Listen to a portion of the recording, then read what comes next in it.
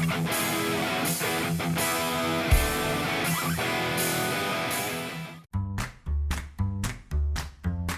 Friends, पुणी थरे स्वागत करुछि आम चैनल रे। आजिरो एही वीडियो होउछि पतला लोकंक पई जो माने कि निजर ओजन को किपरि बढ़ेबा तार समाधान ए वीडियो माध्यम रे जानि परिबे।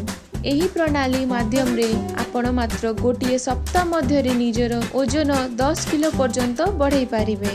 आजिकाली आमर यंगस्टर्स और टीनेजर माने संपूर्ण भावे वेट गेनर उपरे निर्भर करिथांती एवं नेचुरल डाइट को अवॉइड करिथांती। फ्रेंड्स, जदि आपण निजर डाइट को सठिक भावे फॉलो करिवे तेबे वेट गेन करबा आपणको पई सहज होई जिवो। आजिर वीडियो रे आपणको पई रहिछि एक सिंपल प्रोटीन शेक जो थिरे आपणको वेट बढ़ाइबा पई सहज हेबो सहित एहा बहुत हेल्दी मध्य हेई थाए। आपण एही शेक को दिन को 2 थर पी परिबे। तो आसंतो फ्रेंड्स आरंभ करिबा, किंतु ता पूर्वरु सब्सक्राइब करंतु आम YouTube चैनल को और ए बेल आइकन को क्लिक करंतु आम विशेष वीडियोस सर्वप्रथम देखिया पई।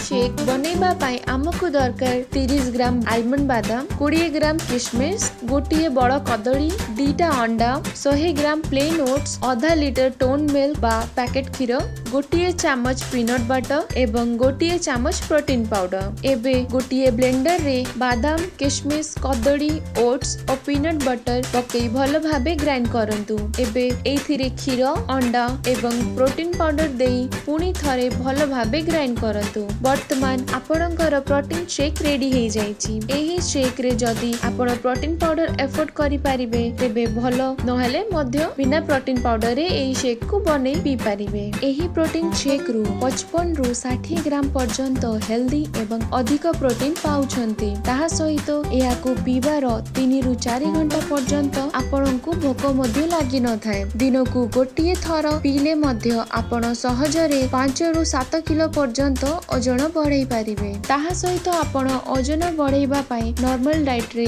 ओट्स सहित क्षीर खाई पारिबे। जिम जीवा गोटिए घंटा पूर्वरु 200 ग्राम सिझा आलू खाई पारिबे बा जिम जीवा पूर्व किंबा परे कदली मध्य खाई पारिबे। आलू और कदली रे बहु परिमाणे कार्बोहाइड्रेट्स रही थाए जहा कि ओजन बढ़ाइबारे सहाय्य करे। अंडरवेट लोकांको पई 7 रु 8 टा कदली खाइबा बहुत भलो। आपण भात मध्य खाई पारिबे। एथिरे मध्य अनेक परिमाण रे कार्बोहाइड्रेट रही थाए जहा कि ओजन बढ़ाइबारे सहाय्य करिथाए। मने रखंतु फ्रेंड्स, दिनकु 2 थर गोटिए मास पई एही प्रोटीन शेक पीबा द्वारा आपण निजे देखि पारिबे या केते भलो रिजल्ट देई पारुछि। जदि एही वीडियो आपनकु भलो लागिला ताहेले लाइक करंतु, एही वीडियो को और शेयर और सब्सक्राइब भी करंतु। जदि आपण मो चैनल को ए पर्यंत सब्सक्राइब करि नहंदी ताहेले एबे ही सब्सक्राइब करंतु और ए बेल आइकन को क्लिक करंतु आम वीडियोस रो सूचना सर्वप्रथमे देखिया पाए। धन्यवाद।